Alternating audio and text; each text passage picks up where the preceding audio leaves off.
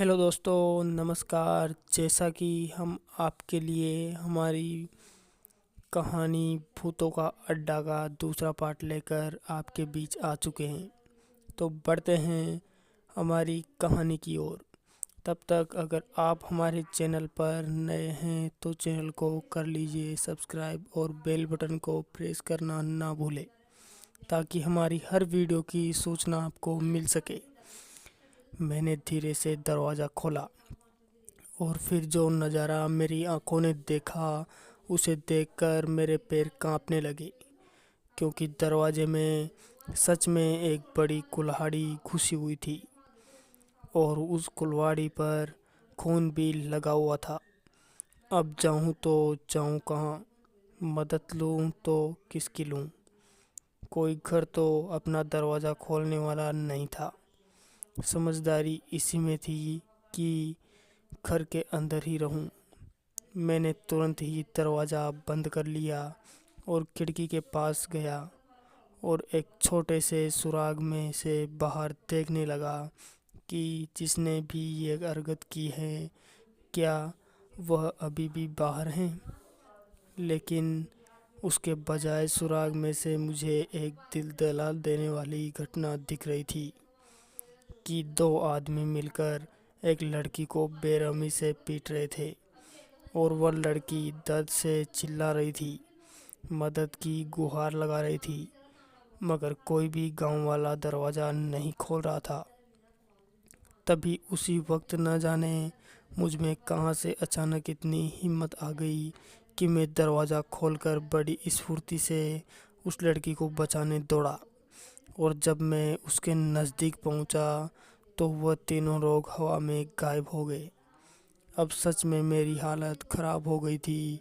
मैं उल्टे पांव घर की ओर भागा और जब मैं घर में पहुंचा तो देखा कि घर की खिड़की में से ही दिखा कि वो लड़की पंखे से लटक कर फांसी ले रही है और थोड़ी देर पहले उसे मारने वाले दो दरिंदे अब उसी के घर की छत पर पैर हिलाते हुए बैठे थे।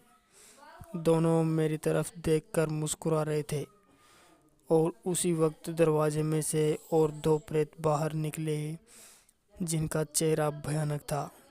वह बाहर आंगन में आकर खड़े हो गए। इतना सब कुछ देखने के बाद मैं समझ गया कि यही वही आर्टिकल वाला बंद घर है जो भूतों का अड्डा है। तभी उन दोनों में से एक प्रेत ने दरवाजे में घुसी हुई कुल्हाड़ी निकाली और मेरी ओर झपटा और उसका वह डरावना रूप देखकर मेरी आवाज़ गले में ही अटक गई। मैं जान बचाने के लिए गांव के बाहर की तरफ भागने लगा और भागते भागते मैं रास्ते में किसी आदमी से टकराकर वही बेहोश हो गया था। बाद में जब मुझे होश आया तब मैं एक पुराने हनुमान मंदिर में था और एक पहलवान जैसे पुजारी मेरे पास बैठे थे। मेरे होश में आते आने के बाद पुजारी जी ने मुझे नीम के पत्तों का काढ़ा पीने को दिया। मैंने उनको आने का मकसद बताया।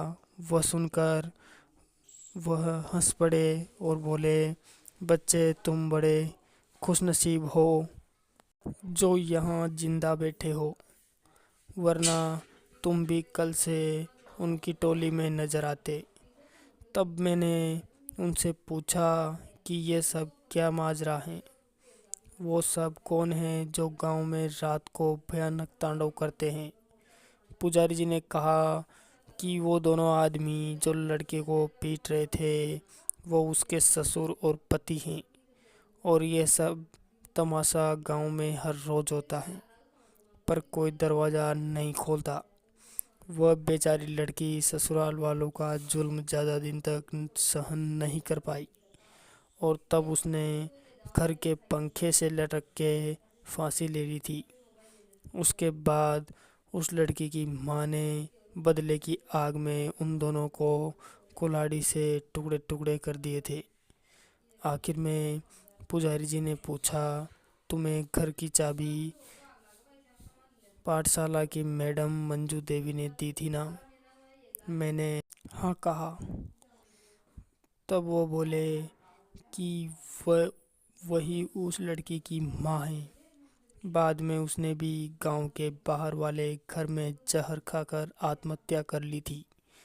ये सब हकीकत सुनते तक मुझे सुबह हो चुकी थी।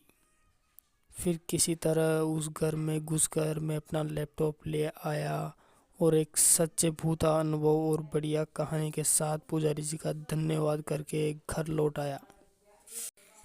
तो दोस्तों, यही थी हमारी भूतों के अड्डा की सच्ची कहानी जो हमने आपके साथ शेयर की।